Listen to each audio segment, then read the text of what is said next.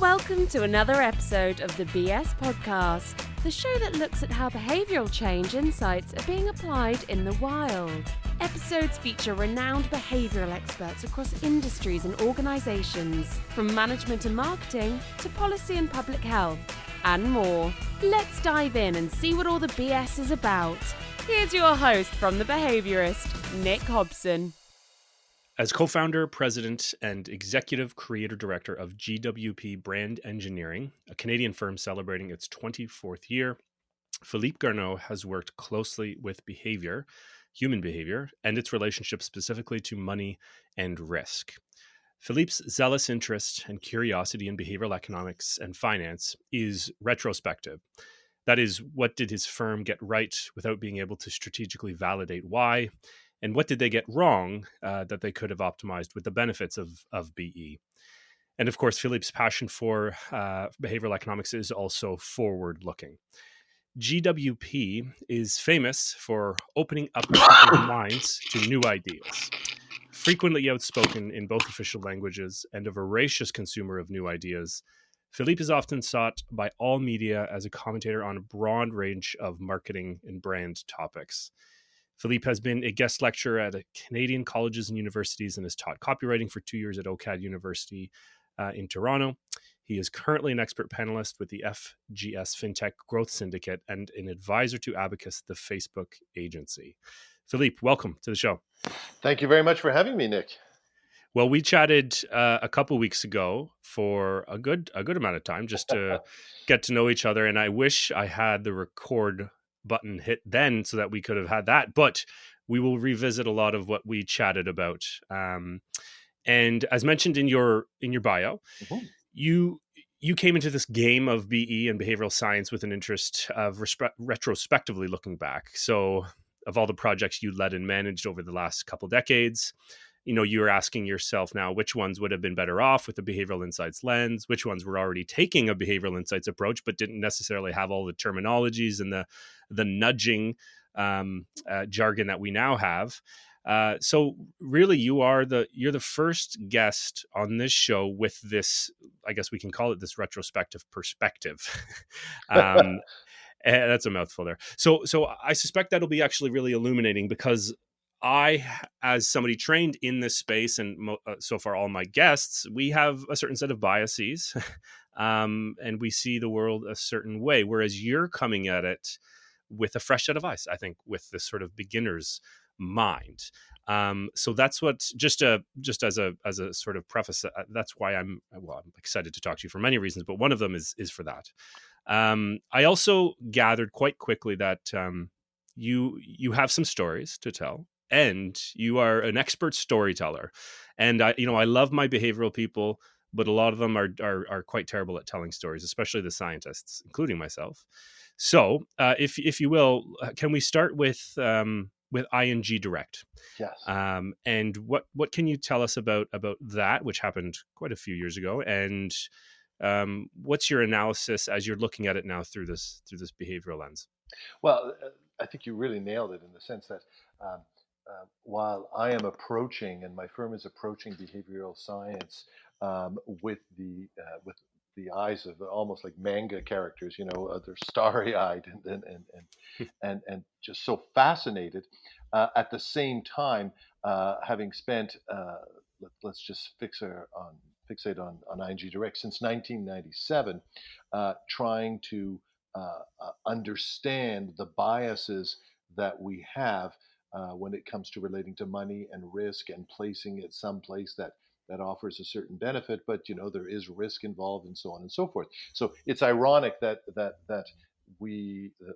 I approach behavioral economics, as I say, retrospectively, trying to figure out, oh my God, what did we get right kind of accidentally, and what was a tamed and trained hunch that in fact, while it may not survive a behavioral science interaction or intervention test, it did nevertheless accidentally sort of go in the right area. So right out of the gate, when we started with ING Direct in 1997, it was if I can invent a new term, it was bias-a-palooza. Canadians were just lined up to tell you why they had no interest whatsoever in dealing with a bank that they couldn't see, touch, or feel, that was Mm. at the other end of a phone, that had an unpronounceable name, and when everybody in Canada had, of course, grown up with a regulated oligopoly, or as we put it nicely, the Big Five. So, you shift between one bank and another, but there were no new banks. New banks don't come in, or did not come into Canada, did not offer to shake up the paradigm.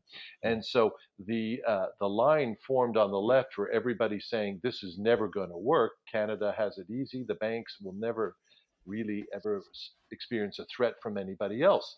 Um, and so when we began, um, we kind of studied some of the things that we thought would really unhook a potential not just customer but start a movement. And what would inform that was the fact that in Canada we have this peculiar relationship to our financial institutions. As my partner Bruce Philp identified at the time, he said, "Look," he said, "we view them as we respect our financial institutions as citizens, but we kind of loathe them as consumers." As citizens, they have given as corporate citizens, they give us a standing in the G8. They don't fail, they never Mm. get in trouble, etc. But we still don't like being nickel and dimed, and we don't like fees, and we don't like hearing that we can't get our money out when we want it, and that sense of sort of institutional hopelessness or helplessness that you can feel Mm. sometimes when you think, but I'm the customer, and how come I can't? And so that was really, really important. So understanding how Canadians viewed their banks, and uncovering, I don't know if we technically call it a bias, but the idea that they respect them on a citizen level and have real problems on a consumer level, meant that it was a bit like a family in which you can if you've ever made the mistake of making a joke to your in-laws about another member of their family, they sort of close ranks. They say, "No, you don't get to make that joke about our son, even though you're married to our daughter," or something like that. There can Mm. be some interesting relationships. So we knew right out of the gate that, based on those insights, again, none of them validated by behavioral science, we knew that attacking a bank and saying, "Look, these banks have been ripping you off, you haven't been giving you good things," was not going to be the way to go forward, because a the consumer had to deal with a bank in the first place if they wanted to deal with ING Direct. In other words, you were going to give them some sort of cognitive dissonance too. They were going to say, "So I'm a schmuck for having being with Royal Bank, Mm. and now only can I have financial independence if I meet you." we Mm. we reasoned that that would not be a good idea. Plus, it would tweak the tail of the tiger. We'd be attacking somebody who we would rather ignore us entirely. We wanted to have a relationship with ING Direct, for ING Direct, with the consumer. So we said, don't vote your anger, vote your hopes. Add us to your bank. So these were decisions that I now look back on retrospectively and think that, if we had asked for to validate this through a behavioral economics intervention, we probably would have found out that we were in the right place. Mhm. But what really interested me the most was when I reviewed the bulk of the work that we did over 13 years. I asked myself the question: were we more successful when we were advertising to the consumer and telling them all about using loss aversion? In other words, telling them you're never going to pay a service charge, you will never be charged a penalty, you will always have uh, uh, um, there will never be a fee, versus, and you will make 4.5% interest, which was at the time, it's in fact today it's a healthy interest rate, but at the time it was a colossally healthy interest rate because the Mm. nearest bank was offering 0.75% for savings accounts. And Mm. so here was this too good to be true, which kicks in a whole bunch of biases, offer. Mm. Um, and if we had just stuck to this with the God-fearing sincerity that every consumer will simply jump if there's a big number and it seems attractive, then an economist would have told you they're going to love you because you're Mm. so much better. But no, a whole bunch of things kicked in. There was suspicion, too good to be true, et cetera, et cetera. So Mhm. when we combined it with the fact that there was no service charges, no fees, no penalties, which if you thought it through, by the way, and this is where the irrationality is, what you don't really need service when you have a savings account. You put money in and then at some point you take it out, but there's nothing to do in between. Hmm. So if they thought it through as a consumer, but the power of telling them, so this wasn't a sleight of hand that we were doing. We were simply stating a fact that there was Hmm. no service charges, no fees. And I think that made a huge contribution to the brand's sense of advocacy, of defending for the customer, and the reason to believe it was the amazing interest rate. So looking back on it, we could have gone down different roads. We could have simply said, made a whole campaign about people falling down laughing at seeing what the other banks are offering versus us, or done any number of things that would have, notwithstanding the quality of the offer, not gotten the brand any traction and not built a brand. It might have gotten some business from Hmm. rate changers, rate hunters, but Hmm. it wouldn't have built what it did. So, Hmm. so that ING Direct experience, in the absence of pretty much any science that we knew, had to be uh, part of its success had to be because our industry, and I'm going to be generous here, but say, and therefore our company as well, um, because we did some other kinds of research to understand what happens when you've got something that's too good to be true or appears to be such a disruptor that far from people wanting to adopt it, they want to come up with reasons to say why they would never go there. And we Right. heard those too as well. So if I can hold you there for a second, you guys weren't just because this is pre BE, this is Yeah. pre science, pre interventions in the for profit sector. We had all sorts of other tools and solutions, and some of them were good, and some of them were crap, and every sort of thing in between. You guys had obviously struck a chord. You were hitting on some sort of implicit psychological truth, and you were gleaning some insights about Yes. human decision making and human emotions and these things. You just did it in a bit of a different, less rigorous, less systematic way. Were these insights gleaned through your traditional focus groups? Was it just knowledge that the leaders had in the firm? How did you arrive at this sort of what might be considered a more counterintuitive finding? So it's a combination of the two. The My partners, the G, W, and P, had done a campaign just before we started our firm for the Bank of Montreal that was considered to be a landmark campaign because what it did, and there I'm gonna reveal something that I probably shouldn't, which is that we really wanted to make a campaign that was going to stand out. And you hear that a lot, and it doesn't sound like a bad thing. But the purpose of advertising is not to make the person who created the advertising look good because they did something different. It's to make the client better off in a sustainable manner. And at the time, we created a Bank of Montreal campaign that was essentially informed by the work of Robert Frank, Dorothea Lange, and with the photographers who had been sent out after the Depression or during the Depression to capture the real tone and manner of America. You may remember that work. So Mm-hmm. this campaign was shot in black and white uh, and very grainy actual Kodak footage. We had to send it to Texas to get it processed because nobody knew how to do that anymore. Mm-hmm. Of people, of Canadians who we asked, we went across the country in a small crew, 2 cars with a small crew, and asked people to write down what was scaring them, what was worrying them, what was on their mind on a sign and hold it up. And then the implicit message was the Bank of Montreal is listening. And when I look back on that campaign, it had such a profound effect on how Bank of Montreal was perceived, and, and the idea that it was actually listening. And what I now see is that it was a testimony to loss aversion. How will I pay for her school? How can I afford to continue my mortgage? People really, we said, look, just tell the bank what it is that's really on your mind that you would never tell them otherwise. Mm-hmm. And very little of it was wish fulfillment. It was all about the avoidance of problems. So that told us what people had on their what people were thinking about when they were going to bed at night, and versus what they were actually acting on. And that really immediately told us that 99% of all financial bank advertising is nonsense. It's just promising you all these wonderful things. And as you know from looking at what the credit cards learned is you're much better off selling a credit card to somebody by telling them everything it's not going to be charged, that you won't be charged, versus and you get a discount at this grocery store and you'll get automatic insurance and this and that. Whereas the orthodox status quo industry and back in 97 would have said you sell the benefits, you don't sell the things that it doesn't do. Hmm.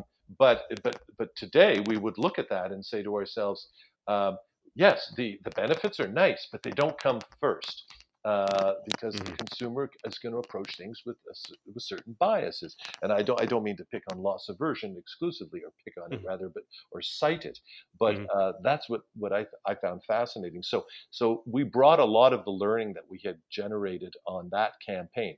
But the question you were asking is, did it come from a book, or is the industry able to do this sort of by accident, Hmm. and BE has codified it, or at least has pointed out that what you were doing, some of what was actually the right approach. Hmm. Um, yes, except for the empirical approach. In other words, we can't afford to shoot a campaign to test, to find out, to validate a theory.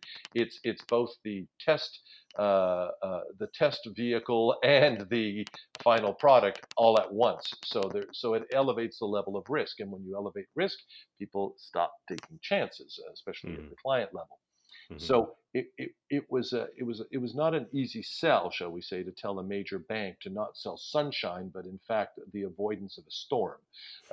And so it wasn't easy, but it did strengthen our resolve when we saw the mountain we were facing, with nobody's ever heard of us. They don't know if the bank is a fly by night, et cetera, et cetera, et cetera. I guess one led to the other, and things were meant to happen in a certain way. I can tell you that only because the brand ING Direct didn't just pick a small three-man firm at the time, uh, because they were eccentric. They looked at other people, and there was just something, I think, about the Dutch temperament, the avoidance of. They're not easily dazzled. They're very skeptical, but Yeah, and pragmatic. tolerant at the same time. So I think there was just something about the fact that when we saw what they were offering, we didn't say, "Boy, can we really make hay with this enormous number that you're going to be able to offer Canadians? This is going to be a laydown." Instead, we said, "This is a very sophisticated tool you're going to be wielding here. You have this giant killer rate over here, and Canadians are going to line up to tell you why it's not right, too good to be true, et Hmm. cetera, et cetera." They will actively devote time and energy to telling you why they don't want to be a client. But there's a part of them that thinks this is really good, and I'm going to look like a fool if I pass this out. So I may need to actually offer a rational argument for why I'm not using it, instead of saying, "Oh, I never saw the ad," or this or that. Because the rejectors were really fascinating to us, because on the surface Hmm. of it, we'd say, "Are you crazy? You Yeah, need this. This you is should this is take a it. good Yeah. deal." And so here you cite, as you said, like primarily loss aversion. Yes. To me, there's also this element which of storytelling, and Yeah. I think that I don't think we sort of consider that a heuristic, but it is a fundamental part of our human psychology. Mhm. Um, do you think, and this can sort of bleed into advertising and branding, generally speaking. Mhm. But where do you see the storytelling element playing out, and what do you think of it now within this, within the framework of behavioral economics? Because I actually don't see a whole lot of it. Well, I'm going to perhaps start with a rather naive, if not simplistic, version of storytelling, because everybody hears storytelling and thinks one thing or another. I Mm, suspect the listeners of this podcast know exactly what we mean by storytelling. But um, the the the way that we view storytelling in advertising often is sometimes the equivalent of saying "tell the truth," even though the expression storytelling, "oh, he did a lot of storytelling," and it sounds like spin or going in another direction. With ING Direct, we decided that there was great power in telling the customer exactly why the rate was too good to be true. And so mm, they could go, "Oh," and thus have a comparison with everybody else. So when we said to them in our communications, not everywhere, we chose the moment, time, and the moment to tell them. When we said, "Do you know how the reason why banks give you the interest rates they do and charge the fees and service charges is that the average Canadian bank has over 30,000 employees, over 700 buildings to heat, et cetera, et cetera, et cetera. We have none of that. So Hmm. we don't have to pass those expenses on to you. Hmm. All we are is a giant Cray supercomputer and a bunch of really passionate, devoted people who want to help you save your money. So this rate's not going away. It's not an introductory rate. It's not a special.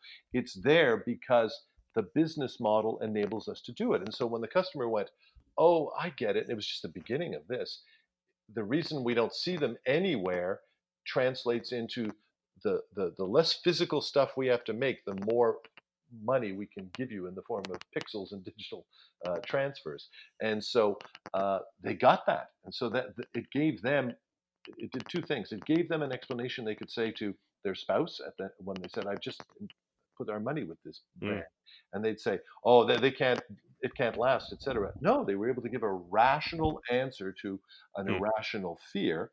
And the other thing is, it ensured that from a competitive level, that anybody who offered a great rate that didn't have our model was probably up to something sneaky, like introductory rates, Hmm. because you knew manifestly that all the Canadian banks had physical presences and large staffs and big towers.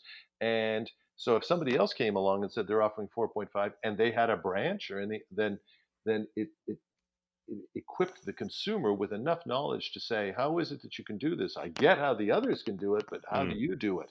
And Mm. that really did stop a lot of our competitors from offering counter offers that matched it for a limited time. In other words, Hmm. they'd say, we'll pay you 3.5 or 4.5 for 3 months. And then, of course, we'll bring you down to our normal rate of 1.5. Um, and so we saw very little churn. People didn't move around because Hmm. we gave them the means to discriminate through storytelling between us and other brands. Mm. And it's interesting that you raise this point. I don't think I've ever thought about this before, but it's just that this notion that storytelling has become or is synonymous with lying or spinning a story, spinning a tale. Well, Uh, I may be taking some liberty with the French expression. Maintenant, tu me contes des histoires. You're starting to tell me stories now, is an expression in French which means mm. Margaret Atwood has a lovely line that I always cherish, which she said, "I'm a writer. I like versions of things," and so which liberated her to riff on the truth and not claim to own it. And so you're Mm. absolutely right. Storytelling, if it's done skillfully and such, is about surrounding you with a narrative that you're propelling in a certain direction, et cetera, et cetera, et cetera. It in theory, it is agnostic. However, you can use it to tell a story that is entirely true, but it's an act of prestidigitation. In other words, you're telling this story, but you're not telling that other one. So Mm. it's look at this hand, not that hand. Hmm. Or Hmm. it can be the best face of the truth. The reason why it's a bit surprising to you right now is probably because most people who do engage with storytelling tell the truth, because the cost of not doing so is pretty bad. But Hmm. it can be subverted. Um, it's more often than not in political advertising. Storytelling is possible because the rate of messaging. There's a new ad every week for a very brief period, et cetera, et cetera. But Mm. when you're building brands and you have to do so longitudinally, and you want to make sure that last ad set the stage for the next one, et cetera, instead of just trying to be interesting and sending off fireworks every time you want to do an ad campaign, just to get people's attention. But real discipline branding, as I believe we practice it, is about making sure that one thing sets up the nut. Like playing pool properly. You don't Hmm. just hit a ball and then hope something goes in. You say, Mm. that one's going to go in, and you hit it in such a manner so that the ball bounces back and sets you up for the next shot, versus Mm. not thinking about those ulterior consequences. So storytelling has to be part of a much longer, more considered narrative, versus it's what's the ad about kind of Yeah. storytelling. So that's why having a character like that guy saying "save your money," Right. um, Yeah. he his to the degree that a Canadian intuited his DNA and thought about him as a character, and then assumed he was either the president of the bank or its incarnation, which is exactly what it was. He did not work for the bank. Um, but he created, he was a form of storytelling. You understood what you could actually almost say, forgive me for jumping around, that's very ING direct of you. Yeah. And people would have understood a little bit what you meant. A Yeah. kind of Dutch pragmatism about pointing out you have this, but that happens, and this, but that happens. So what do? Here's something you do. So it's that kind of simple dialectic that he owned. And did you ever see him smile? Did he ever make you laugh? No, none of those things. And those were interesting nudges for people. Mm-hmm. It reminds me of that ING guy, the ING direct guy. Hmm. I'm now drawing a blank, but there's a guy who sort of plays a similar role for it might be Kayak or something, and he's in all of their commercials, and he's sort of like a 50-year-old good looking guy, gray haired, but there was this criticism for when he first appeared because he looked a little unkempt. He didn't have a belt Trivago. on. Trivago, yes, Yeah, everybody exactly. kept saying he didn't shave. He wouldn't Yes. shave, and et cetera. Yeah. That became a big thing. And well, with Trivago, um, what's interesting about that is that he's they succeed through the blunt instrument of repetition, like the fact that you Right. always see him. Him. Yeah. But because he had that sort of slightly unkempt look, which was almost sticky, Hmm. but you couldn't attach it to anything about the brand. What's good about a person who doesn't shave versus when you looked at the character in ING Direct, the fact that he had a three-piece suit on, pinstripe but no tie, the fact that he spoke with a clipped Neanderthal Netherlands accent, um, made you impute a kind of austerity, a kind of lack of frippery, and Hmm. there was no jingle, there was never any music in the commercials, any of those things. They felt like dispatches from the advocacy front, and so by having his character had to mean as much about the brand as the things he said. That's why we didn't replace him for 13 years, and that's why they got rid of him at their peril, because he had Hmm. earned that thing that consumers develop over time. If you're consistent, you don't have to like you, but they trust you. Hmm. And so, like I used to say to people, I said, "Do you want to be stuck on a long international flight next to the guy from ING Direct?" He said, "Not particularly, no." I said, "But would you be surprised if he got up and landed the plane for you?" "No, I feel at least he would be disciplined about it or something like that." And so I thought that was interesting, sort of experimental questions about where else could he go, because other people said, "Hey, is this guy available? Because we'd like to transfer the equity that we can give him Hmm. to our brand." And I say, well, that's a graph that you may need to be taking immune suppressant drugs for the rest of your life if it's not the right brand. I can't control him because he's an actor, but I'd be very cautious about taking him on unless you plan to live the beliefs of ING Direct. Hmm. So all of these, we're hitting on all these points and talking about these themes are coming up. One thing that I find odd is that of all the different categories in industry and business, marketing, branding, advertising has been a little bit slow, on the slower side to adopt behavioral insights and behavioral economics, Yep. um, which I find odd because if you were to ask me of all the different categories, I would point to that one first because it's just so inherently psychological. There's so many things, right? There's just persuasion and convincing and storytelling and all the biases and heuristics that we can cover. Yep. But since we see that it's a bit slower on the adoption side, why do you think that's the case? And what do you see your counterparts and competitors doing, whether they're taking it up or ignoring it, choosing to ignore it? I'm really glad you asked that question. Now for a short breather. This is the part of the show where I tell you, dear listener, how you can contact me and the show team. All episodes can be found on your usual podcast listening platforms, as well as on the website www.behaviorist.biz/BS podcast. If you know someone who you think would like the show or find it interesting or relevant, please share away and help spread the love. For any direct feedback, comments, or questions, you can always reach out to me personally at my email at nhbehaviorist@gmail.com. And remember to subscribe on iTunes Podcast or wherever else you get your podcast shows. Lastly, I always welcome ratings and reviews. Honestly, it will help spread the BS word far and wide, a shared mission for our growing community. One other very exciting housekeeping item: BE Works, a true pioneer in the field of behavioral economics and a Toronto-based firm, will be releasing its first ever choice architecture report, accompanied by a live event this Thursday, January 16th, at their headquarters office in Toronto.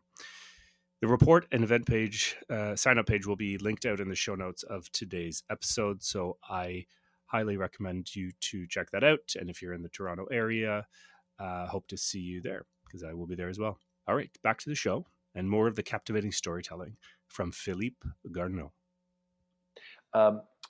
And forgive me, I have to I'll make it very short, a little bit of a history lesson about our industry. Mm-hmm. So advertising grew out of the client saying to the advertising agency, I want you to make me an ad and I want you to talk about these things.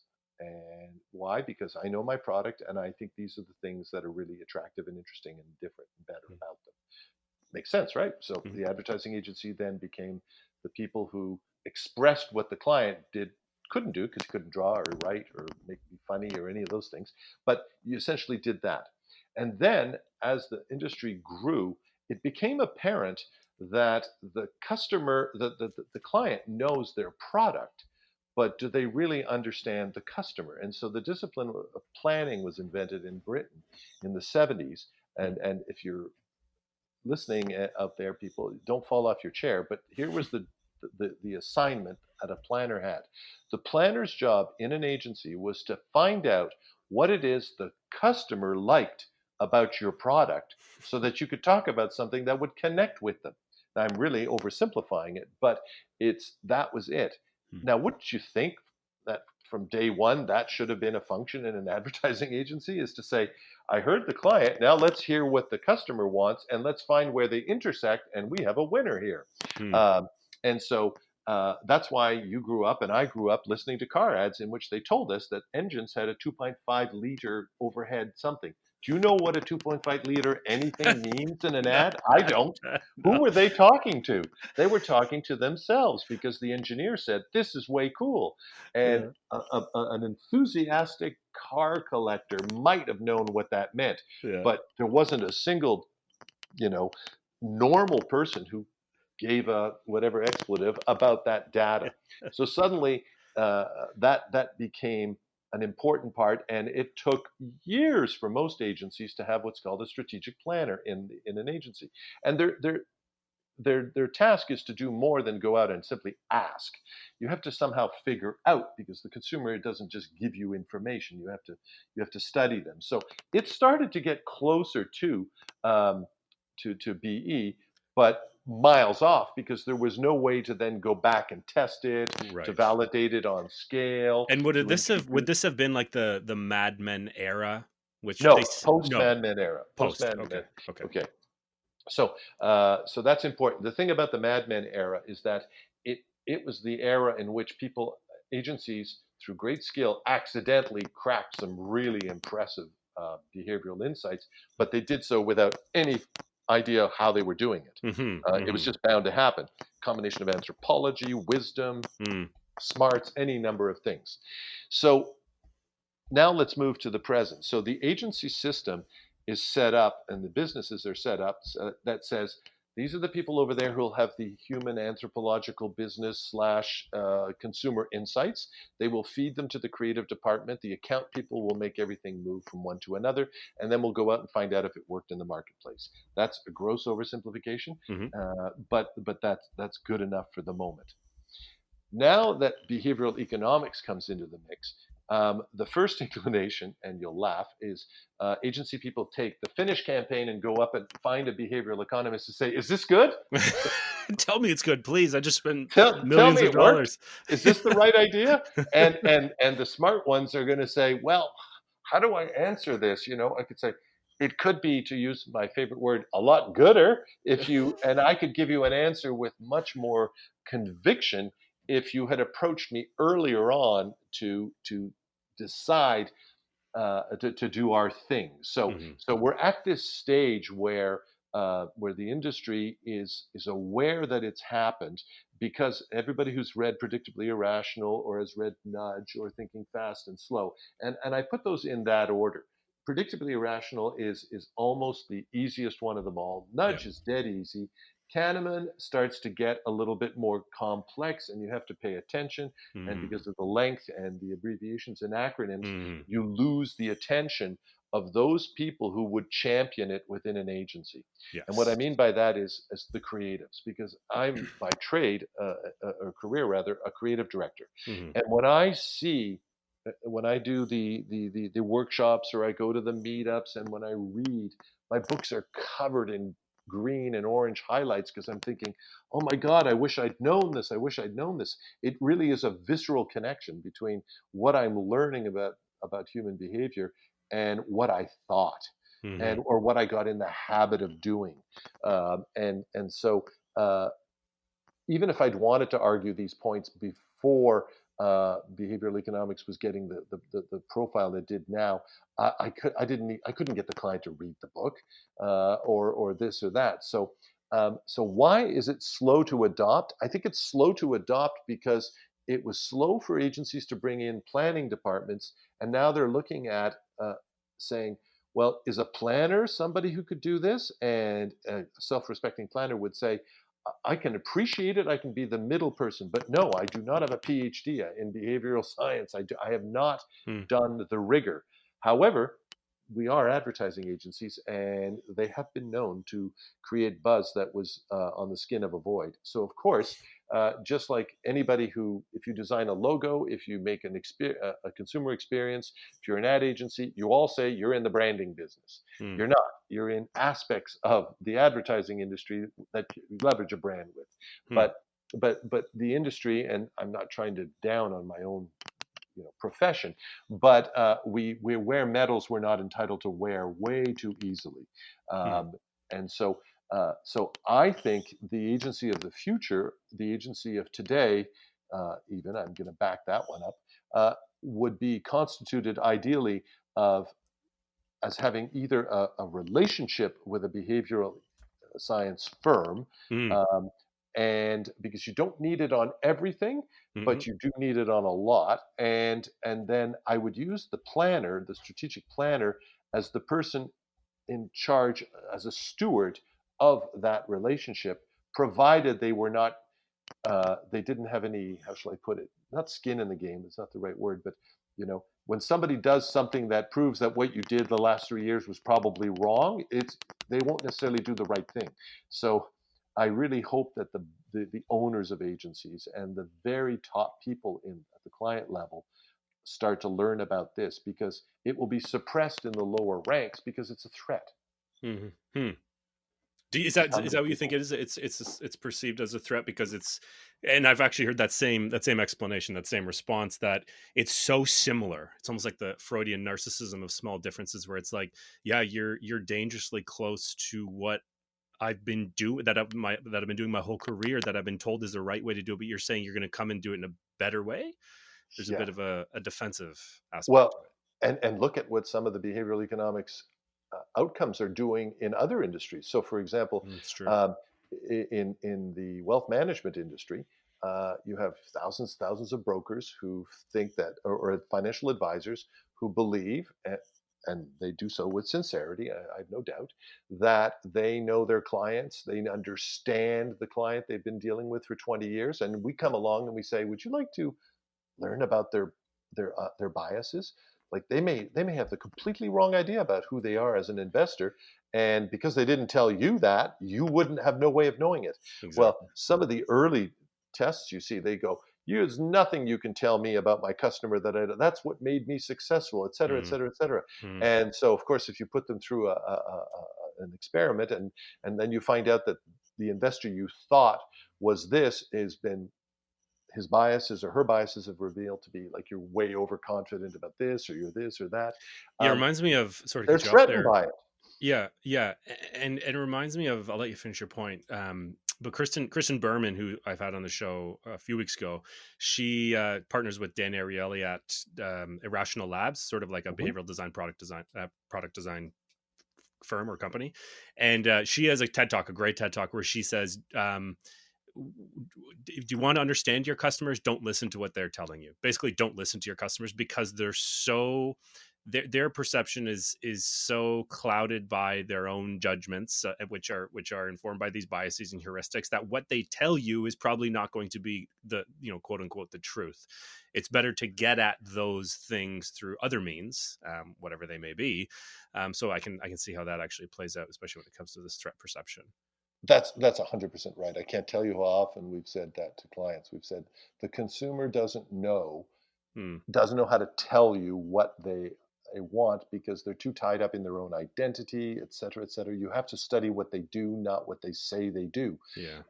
And I think that's, but there's great comfort in the fact that you've spent the money on the survey, the deck looks nice, the data is there, and when it gets pushed uphill and nobody's around to question it, et cetera, you can take, there's great comfort in process.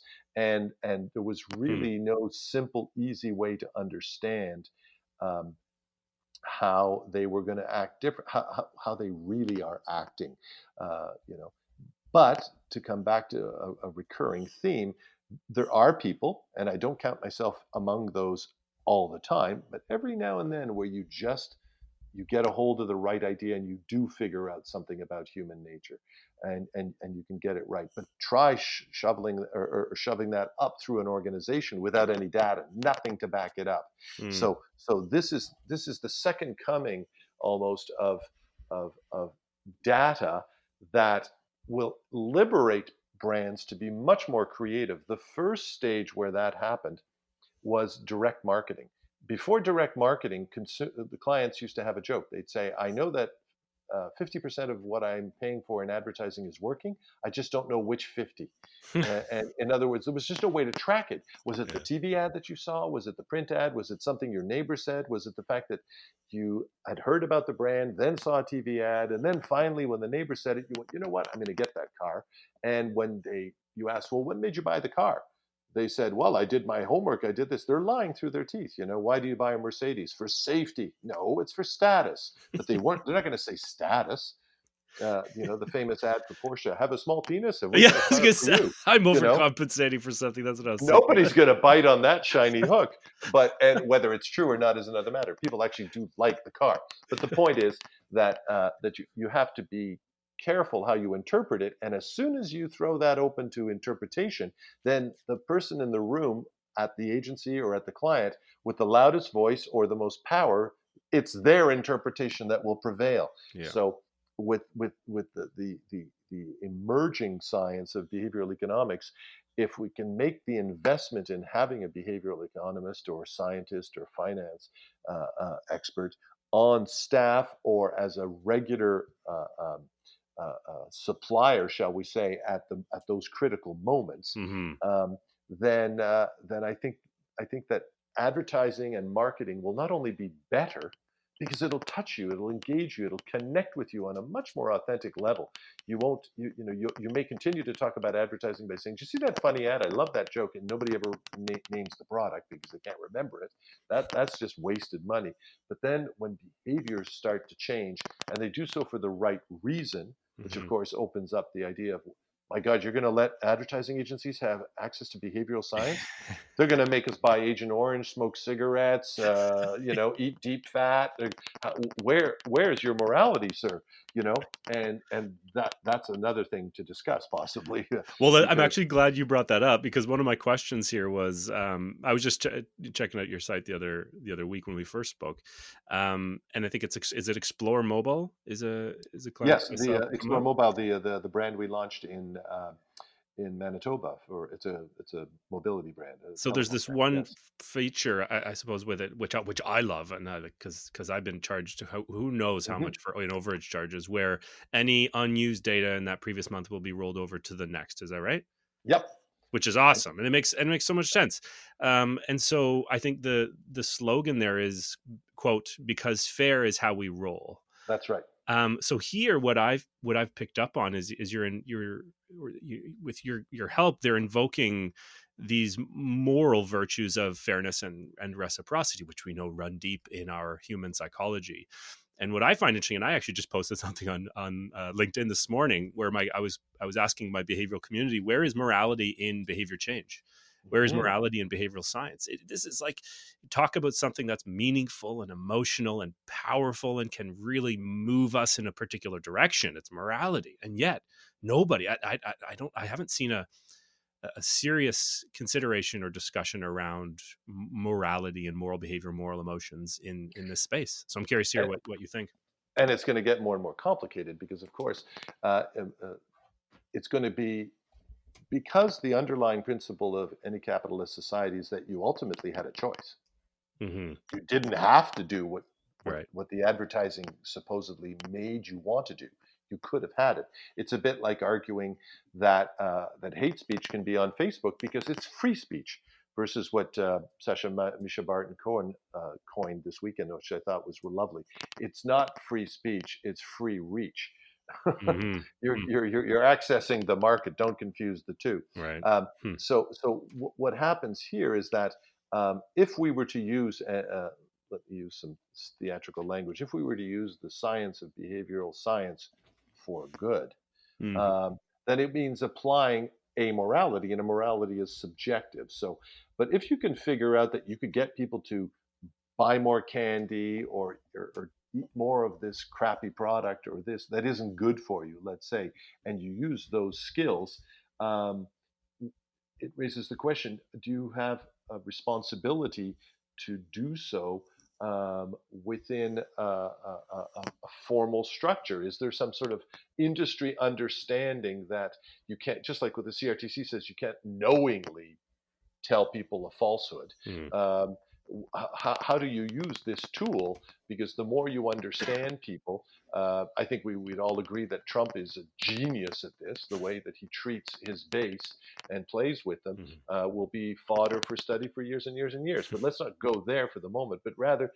ask ourselves, or I'll share something that I believe, which is that no amount of skills, science, entertainment, and money thrown at a product that is fundamentally duplicitous, meaning they knowingly are telling you something that isn't true, will sustain forever and ever. Hmm. I know that listeners will write in and say, "What about this or that?" There's going to be some whatabouts, but fundamentally, Yeah. you don't get there. I'd like to think over time, it's just too much energy to misuse it, to use this power for bad. Yeah. And and if you use it correctly, it will reveal that your product is flawed faster, or that your product is awesome faster. Hmm. It'll do both, because you will have gotten through. The nudge, the heuristics will have connected in such a manner that sampling will occur, and then resampling. And if your product wasn't ready for it, then don't deploy these heuristics and nudges, because they may create a headlong rush, Hmm. and you might not be pleased, Hmm. if your product wasn't ready for it. So it's going to force people once they are really believers in its power, it's going to force them to decide that just because you can doesn't mean you shouldn't. Hmm. Hmm. And the other thing that I find challenging, and I haven't got this one figured out at all, is if there's 15 insurance companies and they all advertise and they all are equipped with the same insights that they got out of work with behavioral economics about how people react to, let's say, car insurance and the risk, or this or that, or how can we make this work? Does it mean everything's going to start to look the same because everybody's approaching it the same way? Hmm. The good answer for that right out of the gate is no, because um, one of the reasons people pay advertising agencies to work for you is to find another way of saying the same thing. Because count on one hand the number of clients I've had in my 35 years of advertising who were the only person to make this thing. There's always a competitor. There's always a choice, it seems, at least in the conventional world of advertising. Mm-hmm. And yet all ads aren't the same. So so it's what you do with it. So it won't level the playing field, but it will raise the field a bit. Yeah, that's. I think that's a good way to put it. It's it turns out human psychology is quite complex, and there's context matters, and framing matters, and even individual differences of consumer A is going to see the same ad in quite a bit of a different way than consumer B. And that's going to all play into it. And I think it's just going to raise the threshold for what's considered good or what's considered impactful, but you can do that differently, as you say.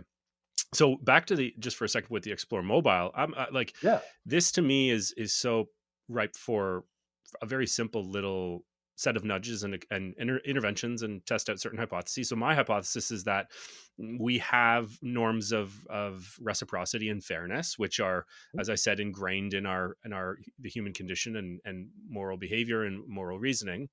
And so maybe we could run a few conditions, a few control conditions, which would compare. So the slogan being, because fair is how we roll, versus because, I don't know, just replace that one word instead of fair. I'll tell you what. Yeah. I had another one. Yeah. Oh, good. I said, why don't we say, because nobody likes paying for something they didn't use? Uh-huh. And that was an original approach to it, and it was tied to some creative. And he said, you should never have to pay. So it was the underlying principle of fairness, but it was not using the word fair. Exactly. However, we learned from Michael Adams' book Sex in the Snow and other things that Canadians value fairness above all. Yeah. Why do we not have a two-tier medical system when the government is screaming to everybody, we're not taking anything away, we're just letting people with money buy something else? And Canadians say, nope, we don't want that. Why? It's not fair. It's not an American characteristic at all. It's a completely Canadian thing. And so fairness was not about painting everybody else as unfair, but because it's that appealing. And the part I thought you were going to mention about this product is that it's the only brand in Canada that allows you to roll over. And the reason why the others don't use it is largely because of, I would like to say, a lack of faith in behavioral economics. Because when you think about it, do you know anybody who doesn't use up all the data on their plans? No, of course not. Who underuses their plan? And so, if I was an economist, not a behavior, and I said to them, why would you use this plan when only once, because you happen to have put your phone down and left for 2 weeks, did you ever go under?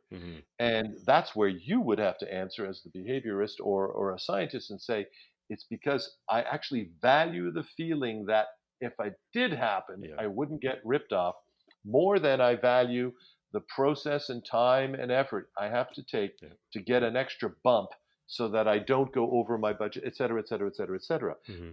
But if somebody had confronted us at the time when they said, we're going to try to do this, I said, not only should you do this, I said, this is brilliant. I'm not taking credit for having come up with a rollover plan. They looked around and said, what can we offer that's different? But they at least, they were really smart to not say to themselves, yeah, but when you think about it, or look at the numbers, how many people, except maybe one little old lady here and there, but it was about sending the message that the brand wanted to back, that there is another way. And then, of course, if you look at the price points, et cetera, it makes it worthwhile. So it's a good deal, don't get me wrong. But it's a perfect example of behavioral economics at work. And loss aversion is that they love the idea that if they ever did go over or go under, they wouldn't have to lose it. But we did test it that way, and I bet you there were other ways. We didn't test it; we presented it to them that way, and then instead we went and said, let's say what we're for than what we're here to protect you against. Yeah, and so, I think there's just that subtle use of the term fairness, which you said Canadians Mhm. are very receptive to. My hypothesis, and I'd be curious to actually like test this, would be that initial slogan you said versus the one that they Yep. ended up going with, because fair is how we roll. I would actually hypothesize or predict that one, the where fairness is actually mentioned explicitly, would be received more favorably by target users or target customers, because it is tapping into this moral psychology. But that's just a hypothesis, and I actually look forward to more. See, and it's funny that this came up. I'm hopeful that there's going to be more of this as we move past the sort of the go-to nudges, the low-hanging fruit that Yeah. we've seen sort of pop up over the last 20 years. Which, and I'm not discounting them; they're No, super no. valuable and Opt in, important. opt out for a Yeah, 401k, exactly. those But things. Yeah. it makes me happy to see certain campaigns and brands using, in this case, morality. And there's so many other things that I think we can use as well that is just for the taking, which is But super Nick, the exciting. other thing is, you just said something that would never have come out in a focus group, which is the focus group could have told you that they preferred the fair line over the other one, Mm. but even the person doing the research couldn't have given you the science of why. Yes, the Just why the part. just the numerical, no why. Just like, well, okay, so 70% people preferred this line, and if I raise my hand and say why, Yep. all we could do is conjecture.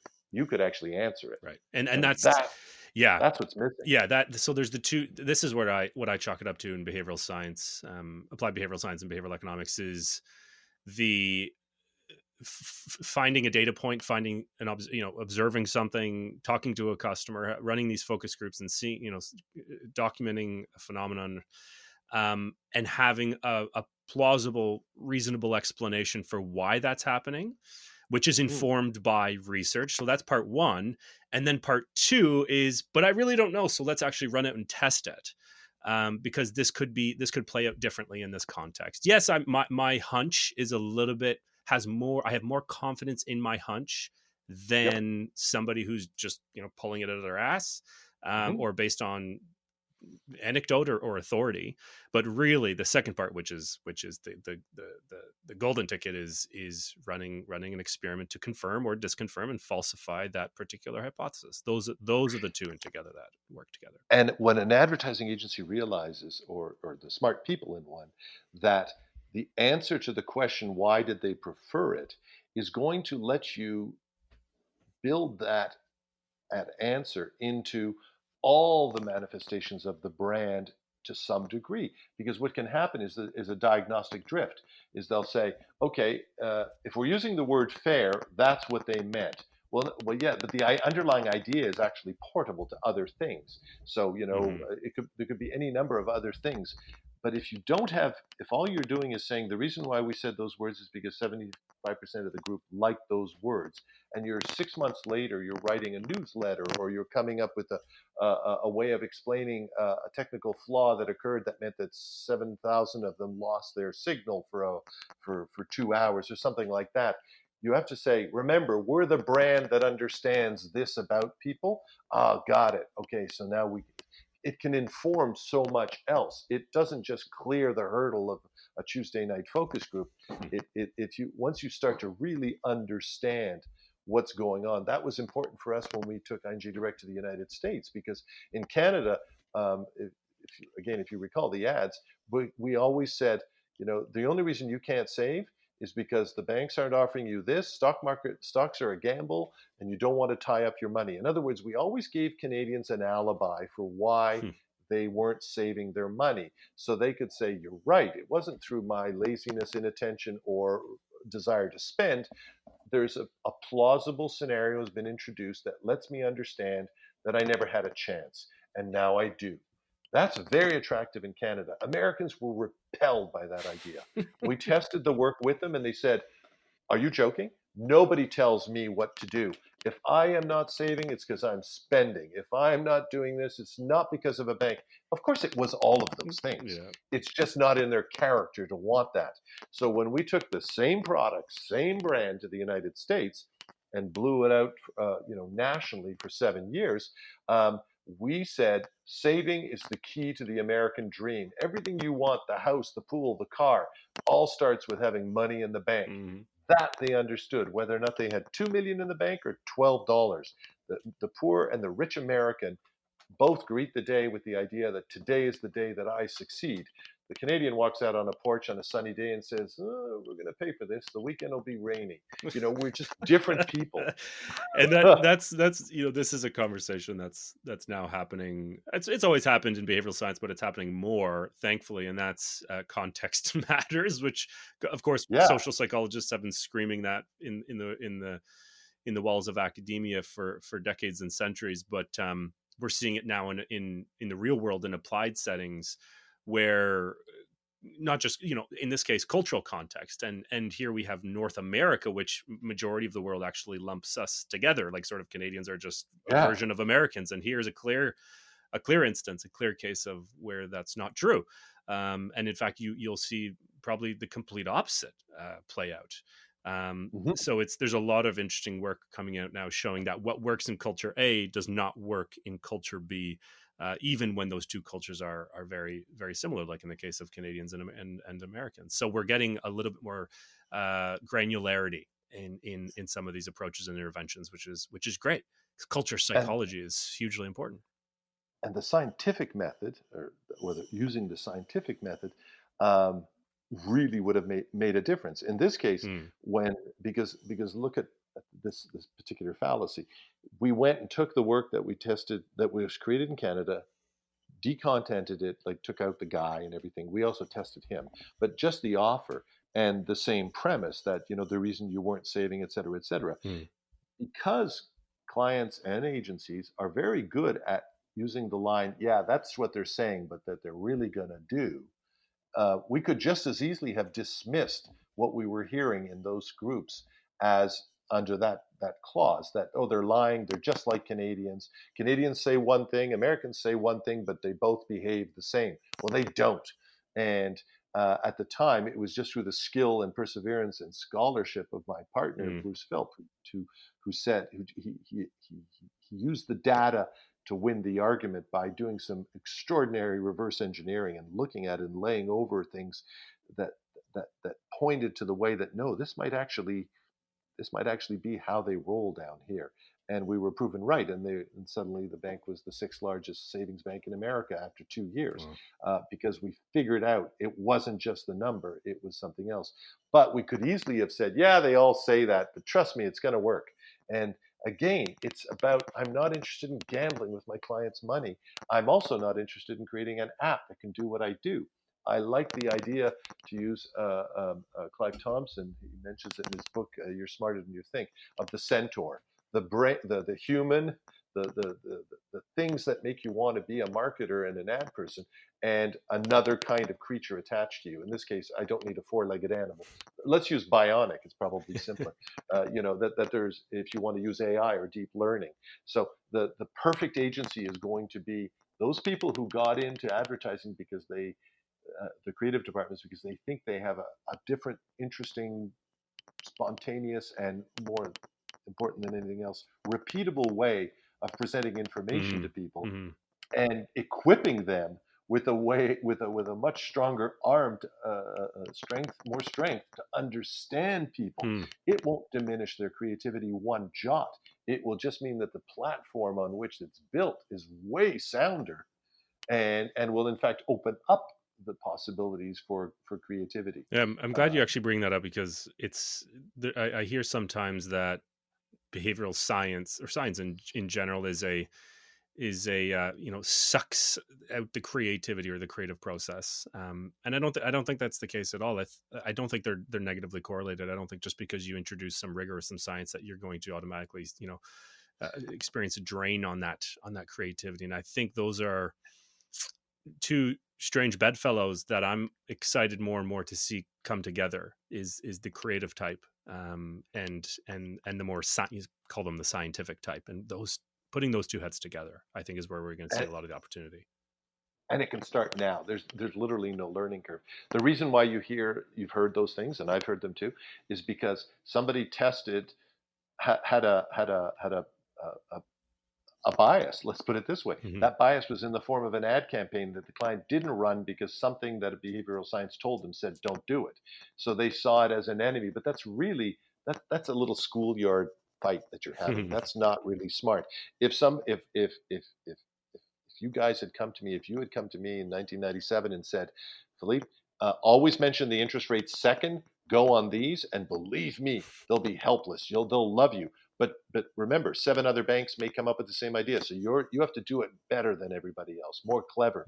Oh well, then I'd feel like God. I think you were trusting me with the the Promethean fire. I could do whatever I want. I don't see it as at all limiting because you're not going to show up and say, make sure it's a woman wearing a cardigan in the spot at this. It doesn't get that prescriptive. Right. And so people are afraid of that because our industry does have clients who are brilliant at doing that and accept that the work will always be good, never be awesome. So the P&Gs of this world literally have scene by scene objectives for every shot you see in a television commercial. Hmm. They have how this has to happen. Creative people think, my God, there's no room for me to do anything here. How can I contribute to this commercial? Instead, what they should be saying to themselves is, wow, they have learned and quantified over time that all these elements are going to uh, do something very important, which is prevent you from failing. Now, how can I make them better? Yeah. Is the way to approach it. I'm being idealist here because it's a podcast and we can do it. There's all sorts of other things that come into play, Sure. but fundamentally, the advertising industry, the marketing industry needs to recognize that yes, there were stores in Ephesus and in ancient Rome, et cetera, but the art and science of advertising is barely 120 years old. Yeah. And the technological changes that we have experienced in the last little while meant that we went from toddlers to, if anything, one step back to infants with massive tools of reach and possibilities. Mhm. And it's about time we introduced much, much more science. Um, but you guys have to stay separate from us. You can't be a behavioral economics firm that then opens a creative department to do advertising will eventually run into the idea that yes, you have an interest in the execution rather than the observation, and that will Yeah. become a problem. But watch, it'll happen. And I've already Firm. I've already sort of see it, and this was a point I was going to bring up earlier, and it escaped my mind. But I'm glad you brought that back up. Is we're seeing the terms behavioral designer, the term behavioral designer used more and more, and these aren't. And I've had them on my show, and they're wickedly talented and intelligent people. They come Ooh, into this arena of behavioral insights, um, not through not through any sort of formal training or PhD like my background, but they were a creative type, maybe a mhm. product designer, UX UI, and then they were inspired because they probably read some of the books, but then really just self taught, and are really talented in that space, and can run experiments and do interventions and give these sets of considerations and recommendations. But they are this sort of blend between the creative and the scientist, and they're calling themselves behavioral designers. And I don't know, and maybe this is just me because I'm more on the scientist side, but it's unclear to me where they're supposed to exist, where they're supposed to sit. And I don't know That if you've thought about that, or if you've come across that sort of that hybrid role. I think they will exist in um, some firms that are visionary enough and large enough to afford the equivalent of what banks now call their innovation labs. In Hmm. other words, Hmm.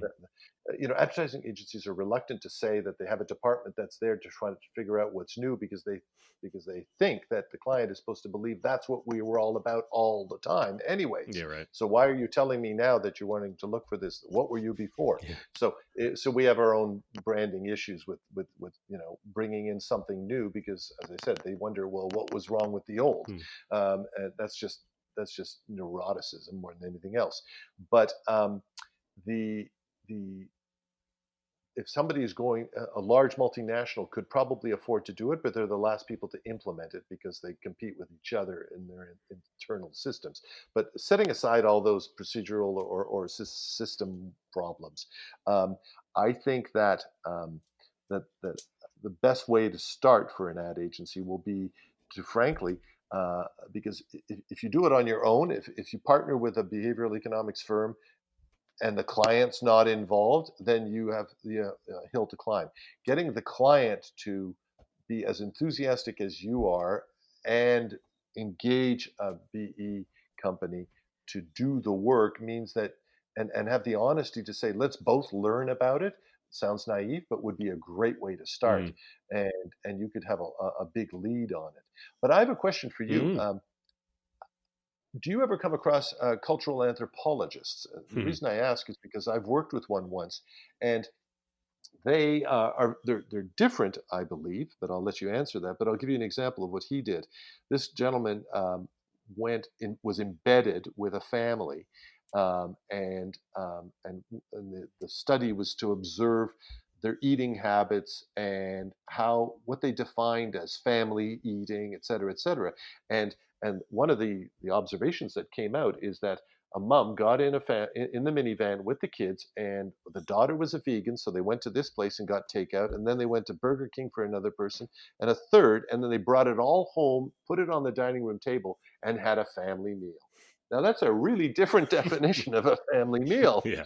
but everybody had what they wanted, everybody was happy, and they functioned as a coherent family unit once they sat down. Mhm. But people, my mother would have said that's an abhorrence, that's a treat, that's a this or that, Mhm. etc. Mhm. So, of course, I understand the difference between a test and observation, but I'm raising this simply to say that um, I also prefer cultural anthropologists as a way of finding out stuff who've studied in depth and closely certain people rather than what those people have reported in large scale surveys on usages and attitudes. Yeah.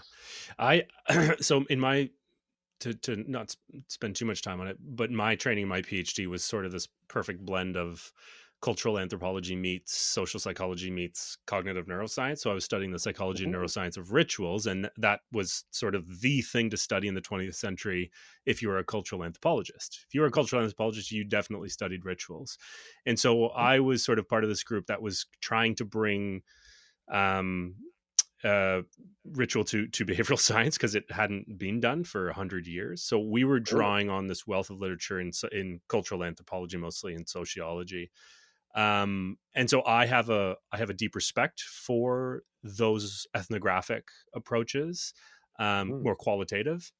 So I'm sort of a weird person in that way, but even now in my work, I will use a blend of what might be construed as a cultural anthropological approach or the qualitative ethnographic approach to glean certain insights, and then I'll run a quantitative survey following, which is the questions and the items and what I actually put in the survey is informed by what I came across in my observations in the ethnography, and I sort of have them work together.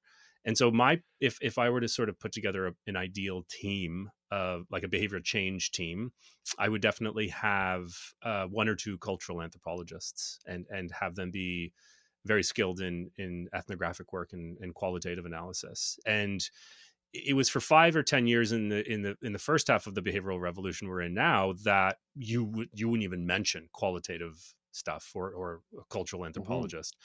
um, I know in Toronto here, Idea Couture does a really good job, and they bring some really talented folks on their team who Yep. have that bent. You Um, know Will there? what's that? You know Will Navaseta? No, I've been Yeah. introduced to Sean Hazel, who was there. I think the VP of so it was through him and a former lab mate actually who worked there as the behavioral resident behavioral scientist. So they have a great blend of both. Um, but to me, what I see the next big nut to crack in behavioral insights is somehow closing the gap between the individual and the group, and Yeah. that is the question, that is the puzzle of all social science for the last 200 plus years. Is Mm. how can you describe and observe and uh, intervene on the individual's decisions and now what we talk about biases and heuristics, because that's when we design an intervention, we are doing that, we're doing it sort of at the level of the individual. Yep. But then how do you take that to understand the features of the group or the culture or the workplace culture or organizational culture or any group of human beings? um, we don't really have a good grasp on that. And I think It, that's the next thing for this space. is that asked and answered though? I mean, Mm. I know you're not expecting me to quote Asimov here, but in the Foundation trilogy, he talks about, he said, the only thing that can throw off the science he'd invented, historicity, Mhm. which said if you have enough numbers, if you have enough Mhm. mass, you can find patterns Mhm. even in chaos. Mhm. He said, but the one thing we could never plan on is what the individual does. Hmm. That can't be done. As an advertising agency, or as a marketer rather, you would say, I'm happy to lose the individual if I can predictably have enough of the group. Yes. Yes, of course, I can't be all things, or we can't make this so perfect to everybody. Um, but there is but I'll settle for predictable numbers. I'll settle for a tranche that I can have of enough people. So that's where marketing and science would not part company, but the marketer wouldn't care so much about the individual. That sounds weird, but this is in the context of the conversation. Of course, they care about the individual, Right. but what they care about is having a familiar group of individuals, a more mass prediction, um, uh, and forget the whatabouts, the people on the other side. But the way you described what you would do was almost the description of if there's a headhunter here who's trying to place something for an agency, say, yeah, that's what we need. We need a nick mixed with a behavioral anthropology. That's the right mix, and then pair that with the business brains of Mhm. the agency. 'Cause you can't just come up with advertising that doesn't take into consideration the business model Mhm. of your client. Mhm. So there's no ivory towers here. This cannot look like one of those French chateaus with 7 separate towers. They can't. It has to be one room, Yeah. and the right people have to do the right thing in the right order. You got to start with behavioral science, with cultural anthropology or ethnography. You have to have an understanding of the market, of your distribution, your franchise. Yeah. Once all that is synthesized into something that is that like the tip of a spear that you hand to the creative Yeah. department, and then you need to bring people like you back in at the other end, because what happens with creativity is it drifts away sometimes. Some creative is absolutely the creative is the term we use in the industry for the ads that we produce. Mhm. The when that work comes out, if you look at it and go, wow, I have no idea why I did all that work because it's not in this message somehow.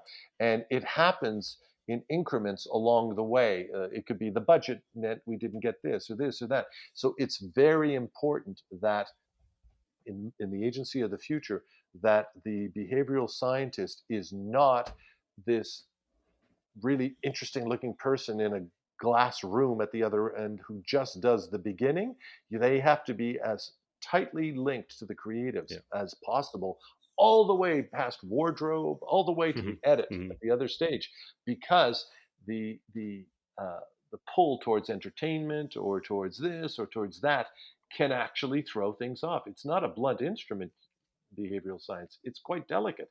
You have to make sure you get the nuances right, and so you could say I'd hate to be the agency that said we invested in these people, we got all this stuff, and at the other end, the creatives did what they could do in order to win an award, Mhm. so they could go to another agency and get a bigger salary. That's the worst case scenario, but it happens.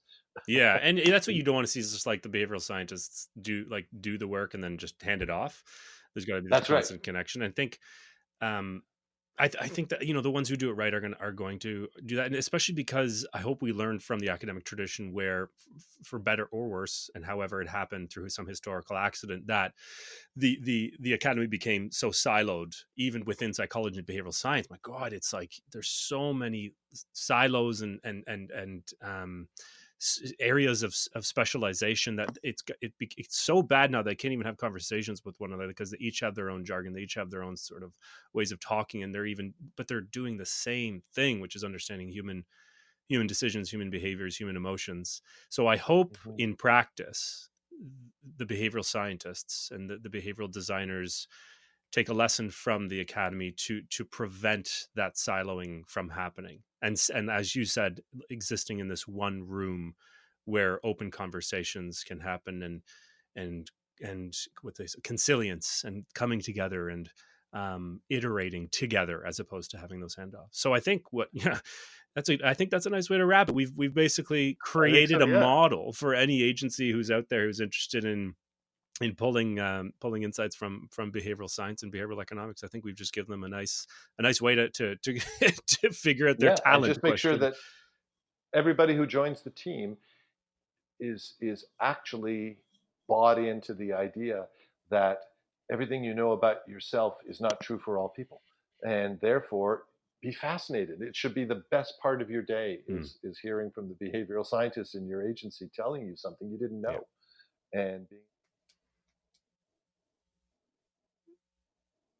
and vice versa, right? And that the creatives can come back and teach. Like I've had the best science related insights from reading fiction or from taking a walk in nature. Like, the best things that I've learned that I've turned into some sort of tangible research related, science related output is not from reading an academic or a science paper. It's through some other process of learning. And I think that's true. Yeah.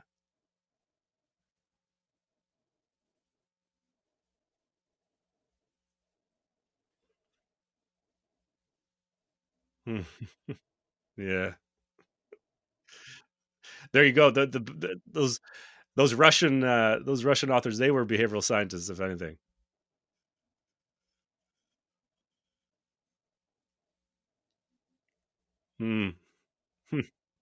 Yeah. Yeah. Yeah.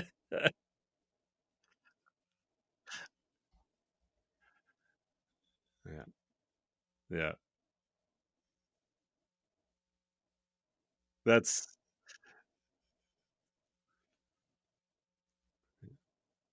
yeah. Yeah. Well, Philippe, thank you. This was a wonderful, wide ranging conversation, and I suspected it would be again coming back to my initial point of you having that really interesting background, and so you have the beginner's mind that I don't think I have or a lot of the behavioral experts have. So thank you, and we'll have to have you on again. Cheers.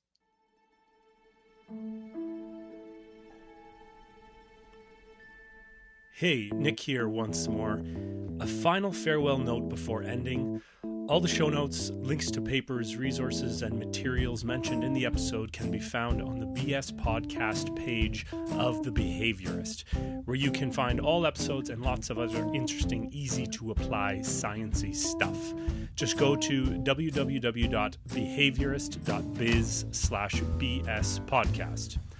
And lastly, if you'd like to join me in the mission of spreading the good BS word, remember to rate and review the show on iTunes. Why should you? Because 1, you're a part of a digital-wide social proof exercise. 2, you're helping combat the negativity bias in the form of positive reviews. And 3, it's a little pre-commitment for your habitual podcast listening. A little investment to keep you coming back for more BS. I mean, how much more behavioral can you get? Thanks again for listening. Until next time, remember, keep your facts ugly and your hypotheses beautiful.